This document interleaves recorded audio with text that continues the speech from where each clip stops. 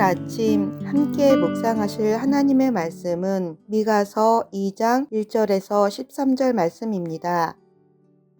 그들이 침상에서 죄를 꾀하며 악을 꾸미고 날이 밝으면 그 손에 힘이 있으므로 그것을 행하는 자는 화 있을진저. 밭들을 탐하여 빼앗고 집들을 탐하여 차지하니 그들이 남자와 그의 집과 사람과 그의 산업을 강탈하도다. 그러므로 여호와의 말씀이 내가 이 족속에게 재앙을 계획하나니 너희의 목이 이에서 벗어나지 못할 것이요 또한 교만하게 다니지 못할 것이라. 이는 재앙의 매임이라 하셨느니라. 그때에 너희를 조롱하는 시를 지으며 슬픈 노래를 불러 이르기를 우리가 온전히 망하게 되었도다. 그가 내 백성의 산업을 옮겨 내게서 떠나게 하시며 우리 밭을 나누어 패역자에게 주시는도다 하리니 그러므로 여호와의 회중에서 분깃에 줄을 댈 자가 너희 중에 하나도 없으리라. 그들이 말하기를 너희는 예언하지 말라. 이것은 예언할 것이 아니거늘 욕하는 말을 그치지 아니한다 하는도다. 너희 야곱의 족속아 어찌 이르기를 여호와의 영이 성급하시다 하겠느냐. 그의 행위가 이러하시다 하겠느냐. 나의 말이 정직하게 행하는 자에게 유익하지 아니하냐. 근래에 내 백성이 원수같이 일어나서 전쟁을 피하여 평안히 지나가는 자들의 의복에서 겉옷을 벗기며 내 백성의 부녀들을 그들의 즐거운 집에서 쫓아내고 그들의 어린 자녀에게서 나의 영광을 영원히 빼앗는도다. 이것은 너희가 쉴 곳이 아니니 일어나 떠날지어다. 이는 그것이 이미 더러워졌음이니라. 그런즉 반드시 멸하리니 그 멸망이 크리라. 사람이 만일 허망하게 행하며 거짓말로 이르기를 내가 포도주와 독주에 대하여 내게 예언하리라 할 것 같으면 그 사람이 이 백성의 선지자가 되리로다. 야곱아, 내가 반드시 너희 무리를 다 모으며 내가 반드시 이스라엘의 남은 자를 모으고 그들을 한 처소에 두기를 보스라의 양떼같이 하며 초장의 양떼같이 하리니 사람들이 크게 떠들 것이며 길을 여는 자가 그들 앞에 올라가고 그들은 길을 열어 성문에 이르러서는 그리로 나갈 것이며 그들의 왕이 앞서가며 여호와께서는 선두로 가시리라. 아멘. 미가 1장은 사마리아와 예루살렘의 죄악과 이미 임한 혹은 임박한 재앙을 슬퍼하는 내용이었습니다. 오늘 본문인 2장은 하나님의 심판 재앙을 부른 예루살렘의 구체적인 죄의 실상을 고발합니다. 심판받아 마땅했던 그들의 죄는 무엇일까요? 첫째, 탐심을 쫓아 강탈하는 권력자들의 죄입니다. 1, 2절입니다. 그들이 침상에서 죄를 꾀하며 악을 꾸미고 날이 밝으면 그 손에 힘이 있으므로 그것을 행하는 자는 화 있을진저. 밭들을 탐하며 빼앗고 집들을 탐하여 차지하니 그들이 남자와 그의 집과 사람과 그의 산업을 강탈하도다. 그들은 밭이 탐나면 밭을 빼앗고 집이 탐나면 집을 빼앗을 수 있는 사람들입니다. 권력과 재력이 상당한 사람들입니다. 권력자들입니다. 밭과 집을 빼앗긴 사람은 남자입니다. 밭과 집을 소유할 법적 권리와 자유를 가진 자유민입니다. 9절에서 부녀들과 어린 자녀들을 언급하는 것을 보면 남자는 아내와 자녀를 둔 가장입니다. 평범한 이스라엘 백성입니다. 인간의 탐욕은 끝이 없나 봅니다. 권력과 재력을 가진 권력자가 평범한 가장이요 백성의 것을 빼앗고자 잠자리에 누워서도 잠을 못 잡니다. 밤새 생각하는 것이 저 탐나는 밭을 어떻게 빼앗을까, 어떻게 하면 저 집을 합법적으로 차지할까입니다. 어떻게 하면 남자의 밭과 땅을 합법적으로 빼앗을 수 있을까요? 빚을 지우면 됩니다. 자신이 가진 재력과 권력으로 고리를 쓸 수밖에 없게 만들고 빚을 갚지 못하면 헐값에 밭과 땅을 사들이면 됩니다. 언제 고리를 쓰게 만들까요? 느헤미야 5장 3절 4절입니다. 어떤 사람들은 말하기를 우리가 밭과 포도원과 집이라도 저당 잡히고 이 흉년의 곡식을 얻자 하고 어떤 사람들은 말하기를 우리는 밭과 포도원으로 돈을 빚내서 왕에게 세금을 바쳤도다. 흉년 때입니다. 흉년에도 세금은 내야 합니다. 어떤 사람들은 많은 식구들을 먹이기 위해서 밭과 포도원과 집을 저당 잡고 곡식을 얻습니다. 어떤 사람들은 밭과 포도원으로 돈을 빚내서 왕에게 세금을 바칩니다. 흉년이 계속되면 빚을 갚을 수 없습니다. 결국 밭과 포도원은 남의 차지가 됩니다. 가진 것이 없으니 빚은 쌓이고 결국 자녀들은 노예로 팔려갑니다. 아내도 빚 때문에 다른 사람의 차지가 됩니다. 전쟁을 준비할 때도 빚지을 수 있습니다.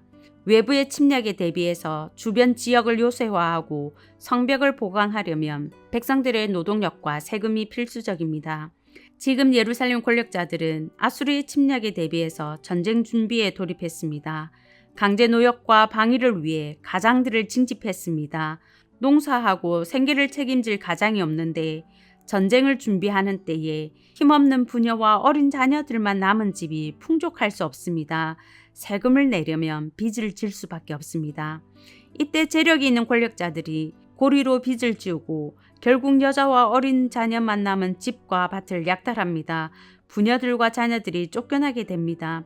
쫓겨만 날까요? 노예로 전락합니다. 지금 나라가 풍전등화인데 백성들이 나라를 지키고자 징집되어서 노역하고 부녀와 자녀들은 어떻게든 살아내고자 버티고 있는데 권력자들이 그 백성들의 밭과 집을 탐냅니다. 탐내는 것은 하나님의 십계명으로 금하신 것입니다. 신명기 5장 21절입니다. 내 이웃의 아내를 탐내지 말지니라. 내 이웃의 집이나 그의 밭이나 그의 남종이나 그의 여종이나 그의 소나 그의 나귀나 내 이웃의 모든 소유를 탐내지 말지니라. 탐욕의 눈이 먼 권력자들에게 십계명은 안중에도 없었습니다. 자신들의 탐욕을 채우기 위해서라면 하나님의 계명을 기꺼이 버렸습니다. 계명을 지키는 것보다 탐욕을 채우는 것이 중요했습니다. 탐욕 때문에 침상에 누워서도 쉬지 않습니다. 부지런히 악을 계획합니다. 지혜가 없으면 좋을 텐데 그들은 악한데 지혜로웠습니다. 탐내도 빼앗을 힘이 없다면 생각에서 멈출 텐데 불행하게도 그들에게 실행할 힘이 있었습니다.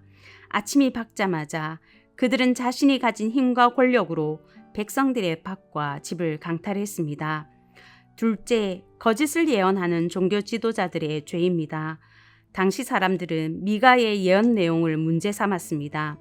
하나님과 언약을 체결한 하나님의 백성을 하나님의 이름으로 고발하고 심판을 선포하는 것은 불가능하다고 보았습니다.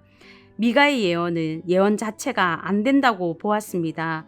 미가의 예언을 욕설과 모욕으로 본 그들은 자신들에게는 미치지 못한다고 생각했습니다. 미가의 말처럼 그들이 아무리 잘못했다고 해도 하나님이 성급하게 심판하실 리가 없다고 보았습니다. 하나님은 오래 참으시는 분, 천대까지 참으시는 분, 인애가 많으신 분이시기 때문입니다. 그들은 미가에게 요구합니다. 예언하지 말라. 듣기 싫은 말씀은 전하지 말라는 것입니다. 백성들이 하나님의 말씀으로부터 귀를 닫고 눈을 감았습니다. 누가 그들의 눈과 귀를 막았을까요? 종교 지도자들입니다. 11절에 나오는 포도주와 독주는 기쁨과 즐거움을 상징합니다. 종교 지도자들은 포도주와 독주의 예언을 했습니다. 잔칫날의 포도주와 독주처럼 기분 좋게 하고 사람의 구미에 맞도록 거짓 예언을 했습니다. 거짓 선지자들의 예언의 핵심은 평화이지요. 예레미야 6장 14절입니다. 그들이 내 백성의 상처를 가볍게 여기면서 말하기를 평강하다 평강하다 하나 평강이 없도다. 미가가 재앙과 고발할 때에 종교 지도자들이 사람의 구미에 맞도록 선포한 포도주와 독주는 평화입니다. 그렇잖아도 북쪽 사마리아가 멸망하고 아수르가 팔레스타인의 패권을 장악한 이 불안한 때에 미가의 고발과 재앙 선포는 듣기 싫은 말입니다. 불안을 조장하는 말입니다. 하지만 종교 지도자들은 사람들이 듣고 싶어하는 예언을 했습니다. 예레미야 5장 12절을 보면 그들은 재앙이 임하지 않는다고 칼과 기근이 보이지 않을 것이라고 약속했습니다. 지키지 못할 거짓 약속입니다. 종교 지도자들이 왜 거짓 예언을 말할까요? 사람들이 듣고 싶어하는 말이기 때문입니다. 백성도 권력자들도 듣고 싶어하는 말은 위로와 안정과 평화의 말입니다. 고발과 재앙과 전쟁이 아닙니다. 종교 지도자들은 권력자들이 원하고 백성들이 듣고 싶어하는 거짓 예언을 했습니다. 미가는 배척받았지만 그들의 예언은 환영받았습니다. 그들의 거짓 예언 때문에 백성들은 더욱 하나님의 말씀을 듣기 싫어했습니다. 예언하지 말라고 참된 예언을 배척했습니다. 그럼에도 희망이 있는 것은 하나님은 긍휼이 크시기 때문입니다. 예루살렘의 죄악에 대한 심판이 없다는 말이 아닙니다. 그들이 심판받아 마땅한 악을 꾀할 때 하나님은 그들에게 내릴 재앙을 계획했습니다. 12절에 나오는 모은다, 남은 자라는 표현은 일어난 심판을 전제하고 있습니다. 하나님이 계획한 재앙은 패역한 민족을 들어서 그들을 굴복시키고 목에 멍에를 매게 하는 것입니다. 그들은 더 이상 거들먹거리며 교만하게 다니지 못할 것입니다. 백성들의 땅을 강탈한 사람들은 패역한 자들에게 자기 땅을 빼앗기고 자기 땅에서 살 수 없게 하실 것이기 때문입니다. 그들의 죄악으로 땅을 더럽혀서 그 땅은 더 이상 쉴 곳도 안전한 곳도 아닙니다. 그 땅이 그들을 토해낼 것입니다. 여호와의 회중이 재앙으로 모두 사라지게 될 것입니다. 이것이 하나님이 계획한 재앙입니다. 계획에서 끝나지 않습니다. 힘이 있으신 하나님이 반드시 재앙을 내리실 것입니다. 그럼에도 희망이 있습니다.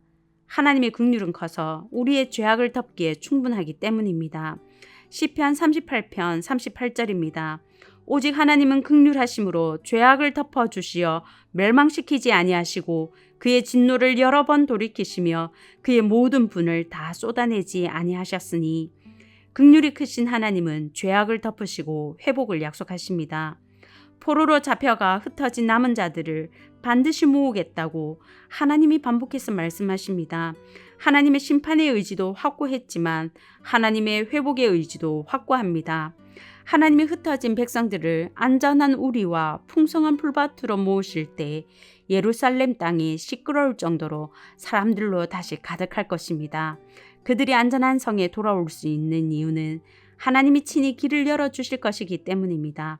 하나님이 선두에 서서 가로막는 모든 것을 뚫으시고 인도하시기에 반드시 돌아올 것입니다. 반드시 회복될 것입니다. 말씀을 맺겠습니다. 하나님의 마땅한 심판을 불러일으킨 것은 우리의 죄입니다. 특별히 지도자들의 죄입니다. 힘있는 권력자들의 탐욕과 종교 지도자들의 거짓 예언의 죄입니다. 거짓 예언을 한 것도 탐욕이 낳은 결과이겠지요. 이 아침 위정자들의 탐욕으로 강탈과 압제를 당하는 나라들을 위해서 기도하면 좋겠습니다. 미얀마와 아프가니스탄과 북한을 위해서 우크라이나를 위해서 기도해 주시고 우리나라의 위정자들이 탐욕에 물들지 않도록 탐심에 빠지지 않도록 기도해 주시기 바랍니다. 우리 서문교회의 강단과 성도들을 위해서도 기도해 주시기 바랍니다. 사람을 기쁘게 하는 말이 아니라 진리를 선포하고 진리가 살아있는 강단이 되게 하시고 진리의 말씀을 사모하고 거짓 복음을 분별할 줄 아는 성도가 되게 해달라고 기도해 주시기 바랍니다.